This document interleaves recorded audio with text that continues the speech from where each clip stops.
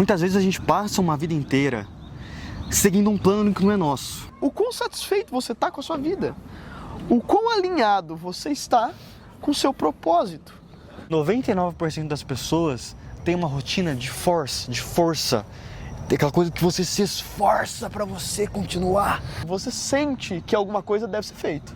Pode ser estudar, pode ser acordar cedo, pode ser na academia, pode ser comer bem, pode ser o que for. E você não faz. E você consegue entrar mais em contato com a sua intuição. E a sua intuição que consegue fornecer essas respostas para você. Eu sou o Osmar Neto, da Mais Sociável. E eu sou o Matheus. Hoje a gente quer falar sobre o que você e o que muitas pessoas poderiam ter sido na vida. Não sei se você já pesquisou para saber, mas normalmente quando alguém pergunta a uma pessoa que está no asilo, que está próximo da morte, idosos, sobre qual que é o maior arrependimento da vida deles, normalmente são as coisas que eles poderiam ter feito. As coisas que eles gostariam de ter feito, não as coisas que eles fizeram. Ou seja, muitas vezes a gente passa uma vida inteira seguindo um plano que não é nosso, fazendo coisas que não se refere ao que mexe verdadeiramente com a gente e que não são coisas que a gente realmente gostaria de ter feito. Tem muitos médicos por aí, advogados e tal, que só fizeram isso para agradar as expectativas dos pais, agradar as expectativas da sociedade. Eu, por exemplo, tenho uma amiga, ela sempre quis ser modelo. Ela mais jovem, ela passou anos e anos e anos fazendo uma dieta para conseguir ser modelo, desfilou, inclusive em alguns desfiles. Esse era o sonho dela. Mas o que acontece? A mãe apoiava, o pai não. O pai sempre foi contra. Qualquer coisa que a filha começava a falar sobre ser modelo, o pai ia lá. Não. E era justamente o que mexia no coração daquela garota. Não vou falar o nome dela, por privacidade, mas é uma história verdadeira. E aí ela foi pro caminho da medicina. E é o seguinte, às vezes ela pode até gostar, mas eu acredito que no fundo ela tá fazendo isso pelos pais. E não sei se é o caso dela, mas o que pode acontecer com ela é o seguinte: daqui 30 anos, ela olha para a vida inteira que ela passou, sendo médica, plantão. Para a sociedade é maravilhoso, ela é médica, bem-sucedida, mas sempre ela pode sentir esse vazio do que poderia ter sido, né? O que poderia ter sido se ela realmente seguisse a paixão dela. E o mais incrível, gente, é que a gente às vezes tem muito medo. Às vezes a gente tem receio de seguir as nossas paixões, o que a gente ama. Só que, cara, quando você segue o que você ama de verdade, você segue o caminho que você quer seguir, parece que o universo conspira para dar certo. Pode parecer um pouco clichê, mas a gente mesmo, quando a gente decidiu iniciar o projeto, tudo deu certo de uma maneira maravilhosa. Os nossos vídeos começaram a ter uma entrega absurda. A gente estuda isso faz 10 anos, habilidades sociais. Então, no momento que a gente decidiu seguir a nossa paixão, o negócio começou a fluir de uma forma maravilhosa. E é isso que pode acontecer com você. Às vezes você está deixando a sua habilidade, a sua paixão embaixo da cama. Você está tampando a sua luz. É a mesma coisa você pegar uma lamparina que brilha para o quarto inteiro, você colocar aquela lamparina para debaixo da cama. A sua lamparina não vai brilhar. Se você tira a sua lamparina debaixo da cama, ela vai brilhar o quarto todo. E é isso que acontece quando você vive do que você ama de verdade. Você com certeza pode ter uma habilidade, você pode ter um sonho que você poderia iluminar muitas pessoas, mas você seguiu o caminho que a sociedade quer ver, que os seus pais querem ver. Você tem que se perguntar: esse é o seu caminho ou esse é o caminho de outras pessoas que escolheram para você? E nessa onda, olha que coisa interessante, olha como que a coisa fica sutil. Você pode usar essa sua capacidade de olhar para o seu interior, se identificar e entender Porque, assim, voltando um passo, a frase mais antiga da filosofia é conheça-te a ti mesmo. A frase do oráculo de Delfos para Sócrates. Essa é a frase que abriu toda a filosofia moderna. Porque se a gente não se conhece, a gente não consegue identificar os nossos gostos e o que a gente está fazendo para agradar os outros. Mas se a gente for além disso, para além das grandes escolhas da vida, como qual profissão você quer seguir, qual que é o seu propósito, qual que é o que você oferece para a sociedade, para além disso, é você perceber que a pressão social, o condicionamento social, ele vai além de te enebriar na hora de tomar as escolhas grandes. Mas é também ele que te enebria nas pequenas escolhas. É você saber que o certo era você pegar o livro e estudar. Que o certo era você acordar na hora que você colocou o despertador. Mas você acaba colocando o despertador no modo silencioso. Você acaba, em vez de estudar o que você sabe que você deveria, você acaba assistindo uma televisão, uma dopamina barata. Porque hoje em dia a dopamina está tão fácil, a cultura do consumo está tão grande, que é muito mais cômodo a gente empurrar os nossos sentimentos, o que deve ser feito, a ansiedade de fazer para baixo do tapete, em prol de uma dopamina barata, de você ficar passando o Reels do Instagram, ficar passando o TikTok e vários outros momentos em que você tem estímulos externos que a sociedade adora jogar em você, em vez de você fazer o que você quer, em vez de você ter a vida que você quer. A gente já sabe de muitas maneiras o que deve ser feito. A gente sabe como comer saudável, a gente sabe qual que é a rotina que a gente deveria ter na academia, mas a gente não faz. A gente pega a nossa luz, como o Osmar comentou, a gente pega a nossa melhor versão e a gente coloca embaixo da cama, em prol de viver uma vida paralisante. Uma vida em que a sociedade e os estímulos estão fazendo assim pra gente. A gente só reage, em vez de a gente acordar uma hora mais cedo, se aprontar para começar o dia de trabalho com o pé direito, a gente coloca o despertador no modo silencioso, acorda faltando 5 minutos e correndo. A vida passa correndo, parece sempre que a gente está atrasado. A gente está sempre reagindo aos estímulos. Em vez de a gente fazer com que a vida seja de dentro para fora, você tem a sua essência, você está em paz com você e você oferece o seu valor para a sociedade, você tem a sua melhor versão que brilha como uma lâmpada, é o contrário. É você sofrendo a pressão do dia a dia, a pressão do condicionamento social, o vício em dopamina, e é de fora para dentro. Você é o efeito, você só vive na consequência das coisas que acontecem para você, em vez de você ser a causa. Você é modificado pelo mundo, em vez do mundo partir de você e você modificá-lo com a sua presença e com a sua individualidade. E você pode estar se perguntando, mas como que eu posso deixar de ser esse efeito? Como que eu posso começar a se tornar a causa? Como que eu posso, em vez de fato, iniciar algo que vem de mim, algo autêntico? Gente, muitas vezes a gente ignora os nossos próprios pensamentos, a gente ignora o nosso próprio propósito, a gente pega o celular, fica passando, busca dopamina barata e a gente não enxerga o que está dentro da gente mesmo, a gente não conversa com a gente mesmo, a gente não se faz perguntas. Afinal, é essa a vida que eu quero levar? Afinal, é esse caminho que eu quero levar? Então, acho importante você fazer esse processo mental. Não você adotar o frame dos outros, você adotar a perspectiva dos outros. Mas você refletir, calma, esse é o caminho que está alinhado comigo. Esse é o meu caminho que está alinhado com as atribuições que eu posso dar para o mundo. Então, acho importante você ter essas reflexões também. Porque senão você está fadado a possivelmente viver uma vida genérica. Uma vida que, na verdade, não era um plano seu, no fundo. Uma história que ajuda a ilustrar tudo que a gente falou é a história bíblica do Jonas e a baleia. Essa é uma história arquetípica que demonstra a maneira de você se comportar e tem uma lição muito importante, que é a seguinte: você não deve deixar de atender os chamados. Jonas recebeu um chamado de Deus para ir até uma cidade e curá-la.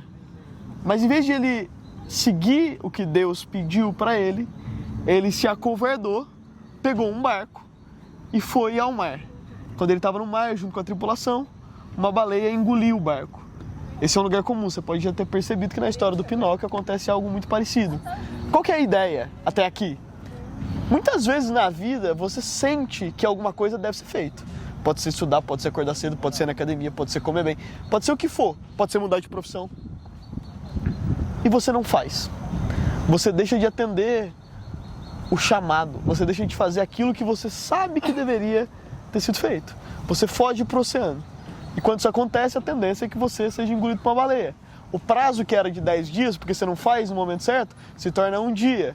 Você começa a ter tensões corporais por causa disso. Quando você engole e a baleia ela submerge, aí a gente pode entrar em arquétipos voltados para submersão para o inferno. Todos são uma analogia disso, de você estar perdido, de você estar para baixo. Olha isso, para baixo. Você está para baixo pelo que está acontecendo. Você não faz o que deve ser feito, isso te deixa para baixo, isso te deixa confuso. E se você continua empurrando com a barriga, você vai descendo cada vez mais e ficando cada vez pior. Jonas passa 3 dias rezando, e aí depois a baleia o cospe e ele faz a missão que ele deveria ter feito em primeiro lugar. Essa história demonstra como que desde a antiguidade já se sabia dos problemas de você deixar de fazer aquilo que você sabe que tem que ser feito. E isso não é só uma história bíblica que tem um significado vazio. Como eu iniciei nesse vídeo, a resposta dos idosos, das pessoas que vivem em asilo, ao maior arrependimento que essas pessoas têm é justamente o arrependimento de não ter feito coisas que elas deveriam fazer. Elas não se arrependem das coisas que elas fizeram. O principal arrependimento das coisas que elas deixaram de fazer. Ou seja, quando você deixa de seguir esse chamado, quando você deixa de fazer coisas que realmente preenchem você, existe uma amargura, existe um arrependimento profundo. Você tem que entender aquilo que realmente é importante para você. É isso que vai fazer você chegar no final da sua vida, olhar para trás e dizer: não, realmente eu tive a vida que eu gostaria de ter tido. O primeiro conselho é você passar tempo com você. A gente está muito acostumado a nunca passar tempo com a gente. Quando a gente está sozinho em casa, a gente já liga a música, a gente já liga a televisão, a gente já quer ler um livro, a gente já quer fazer alguma coisa. Nós não passamos tempo conosco.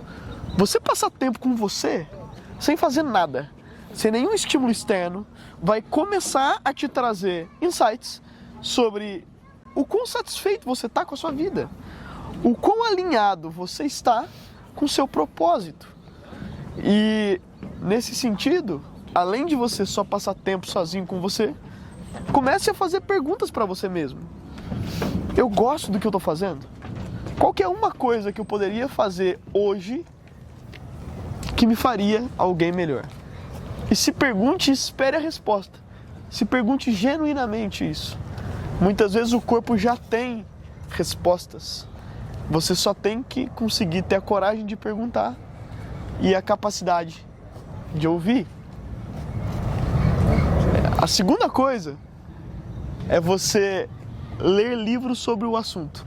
Existem muitos livros que podem te ajudar. Um deles, como o Osmar falou, são 5 maiores arrependimentos, em que uma enfermeira entrevista centenas de idosos em fase terminal, em que eles contam os maiores arrependimentos que eles tiveram. Um outro livro extremamente interessante é O Homem em Busca de Sentido, do Viktor Frankl, em que ele conta a história dele no campo de concentração e a maneira de você encontrar um sentido para a sua vida. E voltando à questão das perguntas, é muito interessante isso, e a maioria das pessoas não tem consciência, mas geralmente, a nossa mente tem resposta para tudo. Porque a gente está tão acostumado a correr para as dopaminas baratas, celular e tal, que a gente até ignora o que está aqui. Mas quando você está sem nada, você só tem você mesmo, no seu quarto, em um estado de presença, e você começa a se perguntar as coisas, naturalmente as respostas vão surgir. A gente perde essa convicção, a gente perde essa certeza de nós mesmos. A gente sempre busca uma resposta externa, ou às vezes nem busca, às vezes vai levando a rotina da forma que dá, chega no final de semana, enche a cara, usa droga, e a gente esquece que normalmente essas drogas, essa cerveja, é justamente por uma tristeza, uma amargura que a gente vai criando em seguir uma vida que a gente não quer seguir, sendo que se você parasse por um tempo, refletisse com você mesmo, sem estímulos externos, se perguntar, você mesmo tem as respostas. Qualquer resposta que você precisar, você tem ela. Ainda sobre livros, Power vs Force, do David Hawkins. É um livro absolutamente fantástico e fala sobre a diferença do power contra o force. É como se fosse a diferença de poder e força. E o ponto dele é o seguinte: quando a gente consegue canalizar, encontrar as coisas que são verdadeiras pra gente, as coisas que a gente gosta, isso é o poder. Quando você encontra essas coisas, existe um poder dentro de você. Você não precisa se esforçar. Naturalmente tem uma vontade gigantesca que vem dentro de você para fazer as coisas que você quer fazer. Por exemplo, alguém que quer ser ator, por exemplo. E esse é o sonho da vida dele, ele cresceu querendo ser ator. Ser ator para ele não se esforça nem um segundo da rotina dele. Naturalmente ele sente esse poder em fazer essas coisas. Mas pega essa mesma pessoa e ele ignorou aquele sonho de vida e ele seguiu uma carreira de... Fala uma profissão aí. Bombeiro. Bombeiro.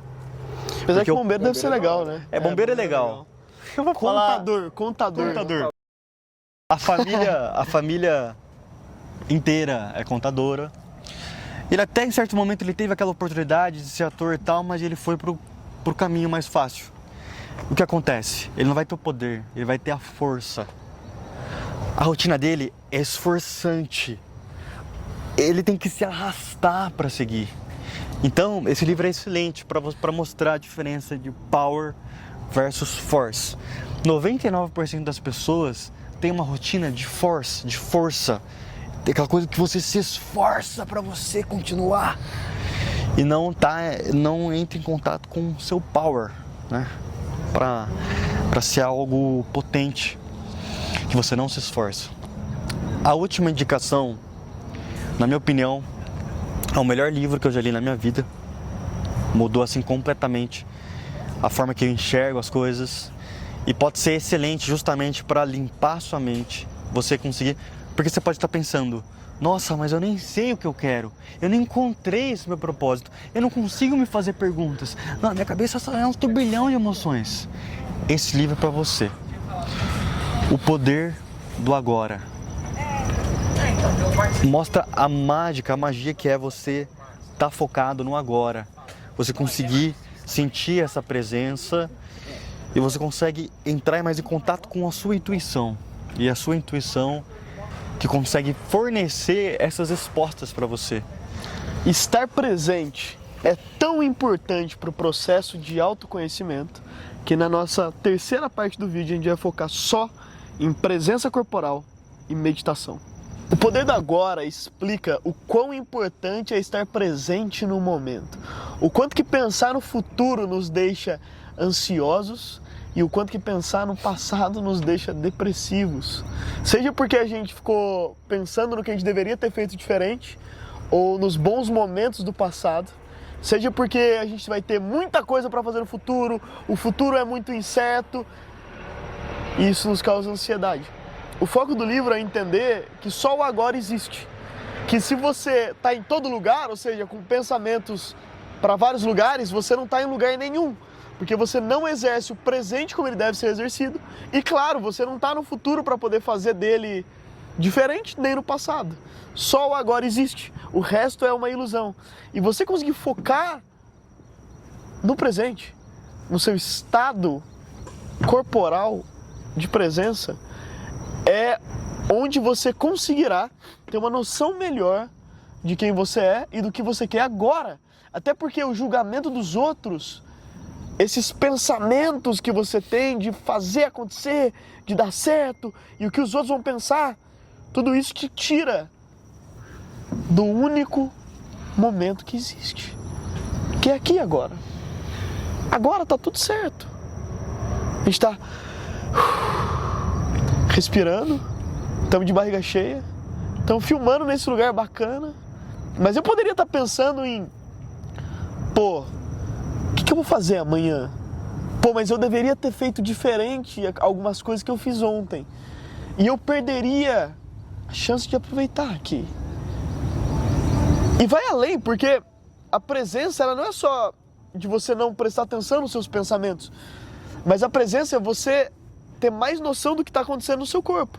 Quem é muito viciado em comida e doce, a presença ela se limita à região da cabeça. Ela come para escapar dos sentimentos e ela não tem noção o que aquela comida engordurada ou o refrigerante ou o doce fazem para o corpo dela. Não percebe que depois que ela come, ela se sente mal corporalmente. Você está presente no seu corpo significa você prestar atenção também no papel que dormir tarde, não ir na academia, se alimentar mal traz. A presença corporal vai fazer com que naturalmente você queira ter hábitos melhores. E a presença corporal vai possibilitar que você tome decisões para além só da pura racionalidade. Porque a nossa cabeça, ela consegue fazer você, quando está numa encruzilhada, trazer argumentos igualmente bons para um lado e para o outro. Como você escolhe? Você não escolhe mais só com a cabeça. Você escolhe com o corpo. No fundo, você já sabe a escolha que você deve tomar. E para isso, você tem que estar com presença corporal. Você tem que ouvir esse compasso interno que você tem. Como que a gente faz isso? Uma das melhores maneiras é você meditando. E o que é a meditação? Porque, deixa eu só Vai lá. expor uma questão. A gente pensa que os nossos pensamentos, muitas vezes eles são nossos, são criações nossas, são coisas nossas. Só que 99% dos nossos pensamentos, eles não advêm, eles não surgem do nosso âmago de verdade. É a nossa preocupação, a nossa ansiedade falando. Cara, quando você está num momento ansioso, quando você está com medo, você pode perceber milhões, zilhões de pensamentos que tem a ver com aquele medo surgem. Ou seja, não é você pensando, não é a sua versão superior pensando, é o seu medo. E o que acontece? A gente tem medo do futuro, a gente tem culpa do passado. Ou seja, a gente passa os nossos dias, a gente passa semanas, às vezes meses, às vezes anos, pensando o que na verdade não somos nós de verdade pensando. São as nossas emoções pensando, as nossas preocupações. Então, por isso que esse livro e a meditação que o Matheus vai indicar agora é excelente.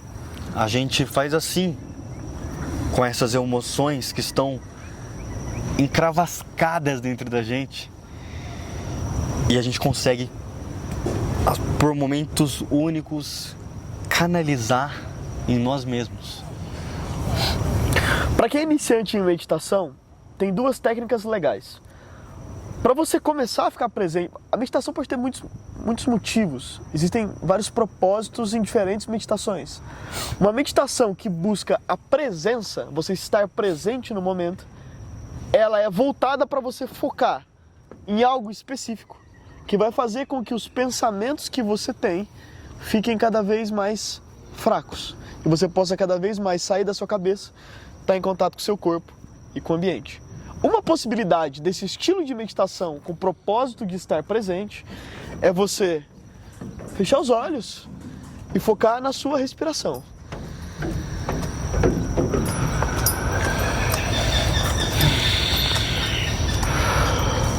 O seu foco mental na inspiração, no frio do ar entrando pela sua narina, seu peito estufando, contração do seu diafragma, o ar saindo pela sua boca. Você presta atenção no ar saindo. Você começa a trazer sua atenção para a presença corporal. Se enquanto você faz esse processo, um pensamento surge, deixa que ele surge e vai embora, que nem um carro em movimento. Passou e foi.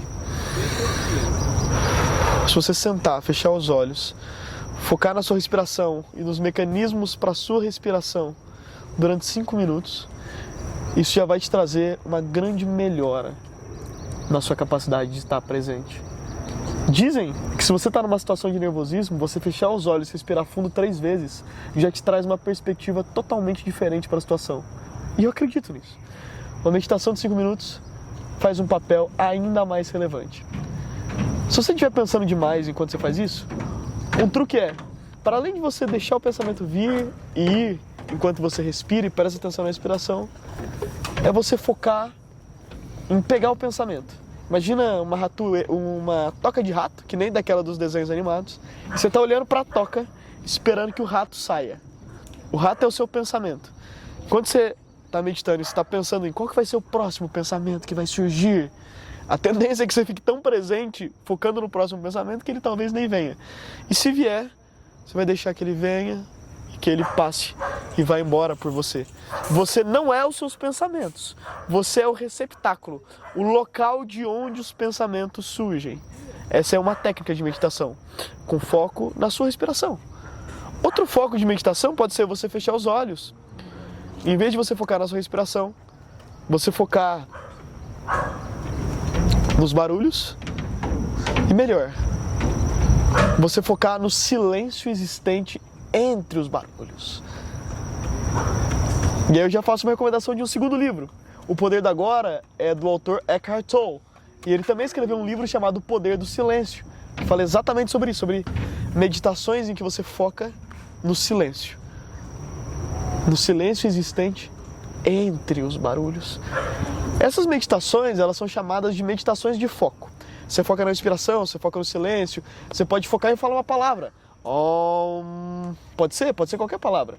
O foco de você ter a sua atenção em alguma coisa faz com que os pensamentos acelerem de velocidade. E essa desaceleração faz com que você pense e consiga estar mais presente. Meus sociáveis, vamos fazer uma conclusão agora do vídeo. A gente já te mostrou exemplos de que várias pessoas, na verdade a maioria das pessoas, às vezes segue um caminho que não gosta da vida. E às vezes você pode ser uma delas. E a gente já te mostrou que quando você segue um caminho, e eu não estou dizendo para você mudar totalmente sua vida, mas às vezes é uma coisinha ou outra que pode fazer a sua vida se tornar mais inspiradora. Em vez de você se esforçar para seguir os seus dias, você pode ter mais inspiração para os seus dias. Esse foi o segundo ponto. E o terceiro ponto é que muitas vezes você não precisa encontrar uma resposta para você aprimorar a sua vida, para você trazer mais inspiração para a sua vida de uma maneira externa. A resposta está dentro de si. Então é você entrar em contato com si. A gente passou várias indicações de livros que fazem sentido, indicação de meditações que fazem sentido. Eu vou repetir o que eu falei. Todas as respostas estão dentro da gente. A gente tem que ter essa capacidade de limpar nossa mente e encontrar as respostas, que as respostas estão aqui. E eu vou falar o seguinte: dentre todas as áreas da vida que você pode melhorar, uma das mais relevantes é a área social. Quantas vezes você sentiu vontade de falar com alguém em um evento ou em uma festa? Você sabia que aquilo era o certo a ser feito, mas você não fez. Você não conseguiu ser naquele ambiente a sua melhor versão. Você pode ter usado uma máscara, tentado ser um personagem, ficado muito tímido, muito travado e não exerceu a sua luz. Você jogou a sua luz para baixo da cama, como a gente fala, nesse ambiente sociável. E por causa disso, a gente fez um curso gratuito que vai te dar a teoria e um plano prático para você melhorar esse aspecto da sua vida. Então, confira a nossa série grátis aqui no YouTube, porque se você fizer isso, você terá uma melhora significativa na sua vida social.